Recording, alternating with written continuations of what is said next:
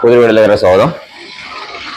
ഇന്ന് ഞാൻ പറയാൻ പോകുന്ന പ്രധാനപ്പെട്ട ഒരു കാര്യമാണ്. ഒരു GC വണ്ടി റോയൽ എൻഫീൽഡ് ഉപയോഗിക്കുന്നവരും അതായത് വാങ്ങാൻ ഉദ്ദേശിക്കുന്നവരും മെക്കാനിക്സും ഒന്ന് ശ്രദ്ധിക്കേണ്ട വീഡിയോ ആണ്. വീഡിയോ അവസാനം വരെ കണ്ടു കഴിഞ്ഞാൽ യൂസ്ഫുൾ ആയിരിക്കും.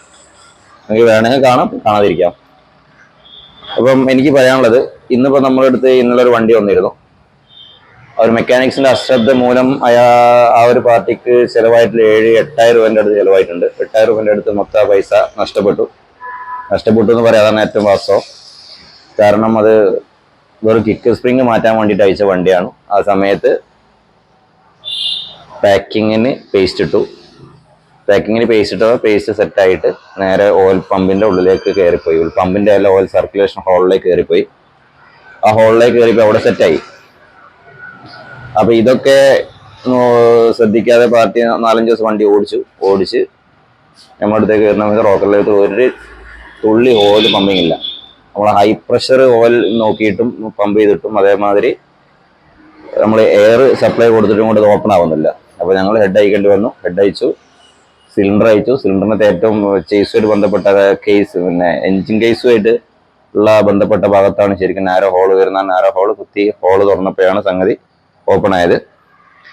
അപ്പോൾ അതോടനുബന്ധിച്ച് തന്നെ എന്താ സംഭവം, പിന്നെ അതോടനുബന്ധിച്ച് ഹെഡ് റോക്കർ പോയി, ടാപ്പറ്റ് ഗൈഡ് പോയി, ഒരു വാൽവ് ഗൈഡ് പോയി, വാൽവ് പോയി, ഇതൊക്കെ കംപ്ലൈന്റ് ആയി. അപ്പൊ ഈ ഒരു അശ്രദ്ധ മൂലം വന്നിട്ടുള്ള ആ ഒരു വർക്കാണ് ആ ഒരു കസ്റ്റമർ ഒരു 6,000 രൂപ വെറുതെ കളഞ്ഞ്. അപ്പൊ എനിക്ക് മെക്കാനിക്സിനോട് പറയാനുള്ളത്, നിങ്ങൾ വണ്ടി വർക്ക് എടുത്തോളൂ. എല്ലാവരും വണ്ടി വർക്ക് എടുക്കുക, നമ്മൾ അരിയാക്കാൻ വേണ്ടിയിട്ടാണ് വർഷപ്പ് മെക്കാനിക് വർക്ക് എടുക്കുന്നത്. അപ്പൊ നമ്മൾ ഒരിക്കലും ഒരു ഉറപ്പില്ലാതെ, അതായത് ആ വണ്ടീന്റെ വർക്കിനെ ഒരു അവയർനെസ്സും ഇല്ലാതെ ഒരു ഭാഗം അയച്ചിട്ട് അങ്ങ് സെറ്റ് ചെയ്യാൻ നിൽക്കരുത്. ഇപ്പൊ പഴയ വണ്ടികളെ മാതിരി ഒന്നല്ല പുതിയ വണ്ടികൾ വരുന്നത്. അപ്പൊ ഇതാണ് റോയൽ എൻഫീൽഡ് ആയാലും ഒരു ഓയിൽ സർക്കുലേഷൻ അതിന് മെയിനായിട്ട് പറഞ്ഞ വിഷയം.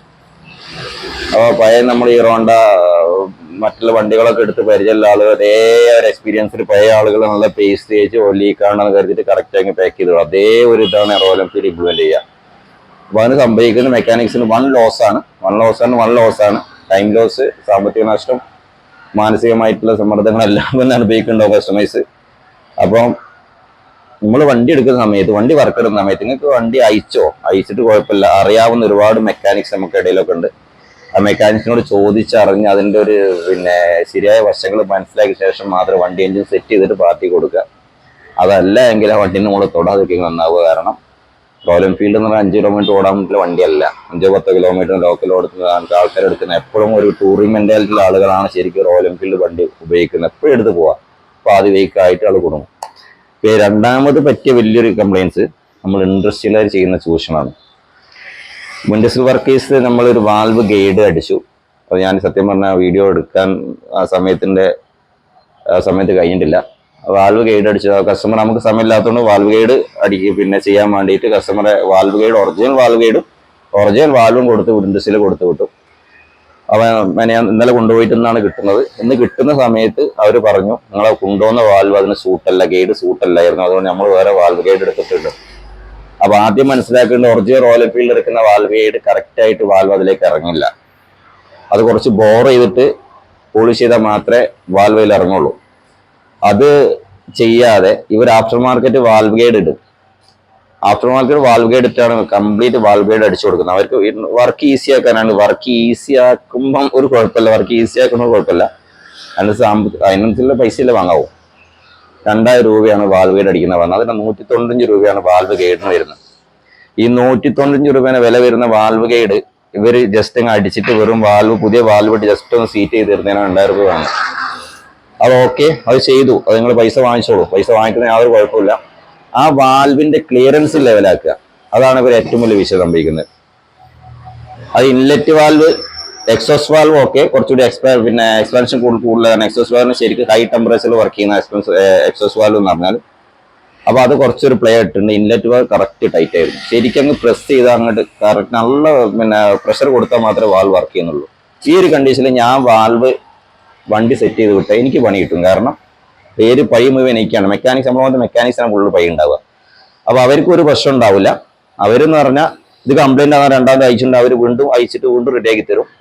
അവർക്ക് പ്രശ്നമല്ല. ഇത് അയച്ചിട്ടുള്ള പണിക്കൂലി വർക്ക് ലേബർ ചാർജ് ആരെ തരുമോ? കസ്റ്റമറുടെ ലേബർ ചാർജ് വാങ്ങാൻ പറ്റുമോ? അതല്ലെങ്കിൽ പാതി വഴിക്ക് കുടുങ്ങിയിട്ട് ഒരു ഗുഡ്സിലൊക്കെ ഇട്ടേക്ക് വണ്ടി ടോ ചെയ്ത് കൊണ്ടുവരിക. അതിനൊക്കെയുള്ള ആ സമയത്ത് തന്നെ മാനസിക സമ്മർദ്ദങ്ങളും ടൈം ലോസും സാമ്പത്തിക നഷ്ടങ്ങളൊക്കെ ഇത് ആരോഗ്യം തരുമോ? ഈ ഇൻഡസ്ട്രിയിൽ തരൂല. അവരെ എടുത്ത കംപ്ലൈന്റ് അപ്പം തീർത്ത് പിന്നെ തരും. അപ്പൊ ശ്രദ്ധിക്കാൻ ഇൻഡസ്ട്രിയിലവരോട് പ്രത്യേകിച്ച് എനിക്ക് പറയാനുള്ളത്, നിങ്ങൾ എടുക്കുന്ന പണിക്ക് 100% ആത്മാർത്ഥത കാണിക്കാനുള്ളതാണ്. എല്ലാ സംഗതികളും ഏത് ഗൈഡ് അടിക്കുകയാണെങ്കിലും ഏത് ബെയറിംഗ്സ് സെറ്റ് ചെയ്യുകയാണെങ്കിലും ക്ലിയറൻസ് ഉണ്ട്.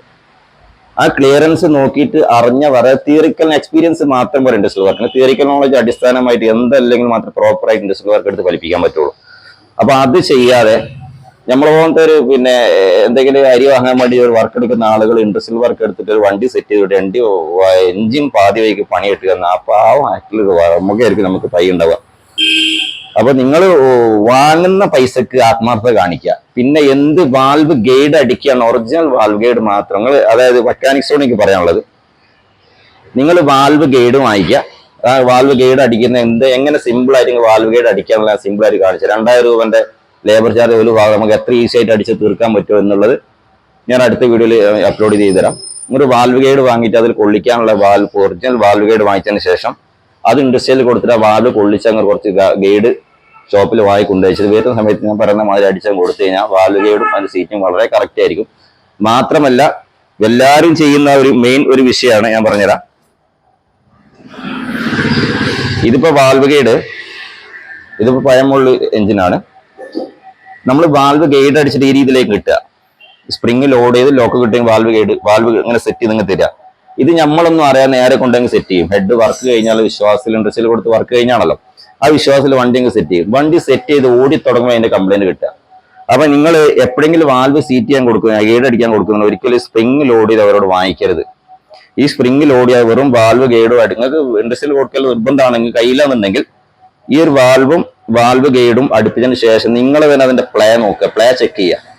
ഈ പ്ലേ ചെക്ക് ചെയ്തിട്ട് പ്രോപ്പറായിട്ട് പ്ലേ ഇല്ല എങ്കിൽ നിങ്ങൾ രണ്ടാമത് റെഡിയാക്കിയതിനു ശേഷം മാത്രം ആ വണ്ടി സെറ്റ് ചെയ്യുക. അതല്ല എങ്കിൽ കസ്റ്റമർ പാതി വഴിക്ക് പോയി കൊടുക്കും, നിങ്ങൾക്ക് പൈ കേൾക്കേണ്ടി വരും.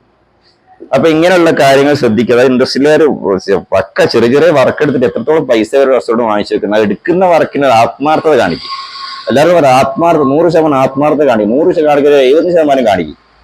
പൈസ വാങ്ങിച്ചു നമ്മളൊരു കസ്റ്റമറോട് ആയിരക്കണക്കിന് പൈസ വാങ്ങിച്ചാൽ എന്തെങ്കിലും ഒരു കൂറ് അവരോട് കാണിക്കണം. കാരണം ഇവർ ഈ വണ്ടി എടുക്കുന്ന ഇല്ലാത്ത പൈസ ഒക്കെ വാങ്ങിച്ചിട്ട് ഒപ്പിച്ചിട്ട് കൂടുതൽ ഇപ്പൊ ആളുകൾ റോയൽ എൻഫീൽഡ് ബൈക്ക് എടുക്കുന്ന ചിലപ്പോൾ ലോൺ എടുത്തിട്ടൊക്കെ വണ്ടി എടുക്കുക. ഇവർക്ക് മാസം EMI തന്നെ ഒരു പൈസ എങ്ങനെയോ കണ്ടെത്തിയായിരിക്കും. ആ സമയത്ത് ഇങ്ങനത്തെ ഒരു വർക്ക് വരുന്നത്. ഈ വർക്ക് വരുന്ന സമയത്ത് ഇങ്ങനത്തെ വർക്ക് എടുത്ത് കൊടുത്ത വണ്ടി വർക്ക് എടുത്ത് പിന്നെയും വണ്ടി നിൽക്കുക, വണ്ടിനോട് ഒരു മുഷിപ്പ്, അങ്ങനെ ഒരുപാട് കംപ്ലൈൻസ് കിട്ടിയതിന്റെ അടിസ്ഥാനത്തിൽ ഞാൻ നിങ്ങളോട് പറയുന്നത് കേട്ടോ. ഒരുപാട് കംപ്ലൈൻസ് എനിക്ക് കിട്ടി, ഞാൻ തീർത്ത് കൊടുത്തിട്ടുണ്ട്. അപ്പൊ നമുക്ക് ഇവരൊക്കെ ഒരു സങ്കടം പറയുന്ന സമയത്ത് നമുക്കൊരു വിഷമം കൊണ്ടായി വീഡിയോ ചെയ്യുന്നത്. അപ്പൊ എല്ലാവരും മെക്കാനിക്സ് ആണെങ്കിലും അറിയുന്ന പണിയെടുക്കുക. ഒരിക്കലും ഒരു കസ്റ്റമർ വണ്ടി ഒരു പഠനോപകരണം ആക്കാതെക്കാന്ന് എനിക്ക് പറയാനുള്ളത്. രണ്ടാമത്തെ ഇൻഡസ്ട്രിയലോടെ പറയാം, ഇൻഡസ്ട്രിയൽ വർക്ക് എടുക്കണം നിങ്ങൾ പ്രോപ്പറായിട്ട്.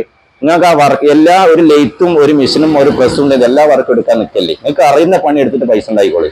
അതായത് അറിയാത്ത പണികൾ എല്ലാ വർക്കും ഞാൻ ഇൻഡസ്ട്രിയിൽ ചെറിയ വണ്ടി അണ്ടർസീസ് എടുക്കും, വലിയ വണ്ടി എടുക്കും, എല്ലാ വണ്ടി ഞാൻ എടുക്കുന്നവരുടെ എടുത്തത് അതിനൊക്കെ ഒരു ക്ലിയറൻസ് ഉണ്ട്. വാങ്ങുന്ന ക്ലിയറൻസ് നോക്കി ചെക്ക് ചെയ്യുന്നിടത്ത് അത് ചെയ്തിട്ട് കൊടുക്കുക, കസ്റ്റമർ സെറ്റ് ചെയ്ത് കൊടുക്കുക. പിന്നെ രണ്ടാമത് മെക്കാനിക്സ് എന്തായാലും നിങ്ങൾ പ്രോപ്പറായിട്ട് വർക്ക് എടുക്കുന്ന ഒരു ഇൻഡസ്ട്രിയിൽ 10 കിലോമീറ്റർ അധികം അവിടെ കൊണ്ടുകൊടുക്കുക. നിങ്ങൾ 10 രൂപ അധികം വാങ്ങിച്ചോളി, പ്രശ്നമല്ല. കാരണം അത് കസ്റ്റമർ സാറ്റിസ്ഫൈഡ് ആണ്. ആ കസ്റ്റമർ 10 രൂപ അധികം വരും, ആ സമയത്ത് അവർക്ക് വിഷമം ഉണ്ടാവുമെങ്കിൽ ആ വണ്ടി വർക്ക് എടുത്ത് അവർ സാറ്റിസ്ഫൈഡ് ആയി, അവർക്ക് വഴി കൊടുങ്ങില്ല. ആ ഒരു വണ്ടി കൊണ്ട് ആ എടുത്ത വർക്ക് കൊണ്ട് അവർക്ക് മുഷിപ്പ് ഉണ്ടാവില്ല. ഈ വണ്ടി മടുക്കില്ല. വണ്ടി എടുത്തെടുത്ത് ആളുകൾ ബുള്ളറ്റൊക്കെ എടുത്ത് മടുക്കാനുള്ള കാരണം എടുത്ത പണി വീണ്ടും എടുക്കുന്നുണ്ടാണ്. അപ്പൊ അത് നല്ലോണം ശ്രദ്ധിക്കുക. അപ്പൊ ഇങ്ങനത്തെ കാര്യങ്ങൾ അടുത്ത വാൽവ് ഗൈഡടിക്കുന്ന കാര്യങ്ങൾ അടുത്ത വീഡിയോയിൽ വിശദമായിട്ട് എങ്ങനെ നിങ്ങൾക്ക് വർക്ക്ഷോപ്പിൽ നിന്ന് വാൽവ് ഗൈഡടിക്കാനുള്ള കാര്യങ്ങൾ അതിന്റെ കാര്യങ്ങൾ വിശദമായിട്ട് തരാം. അടുത്ത വീഡിയോ കാണാൻ. Thanks for watching.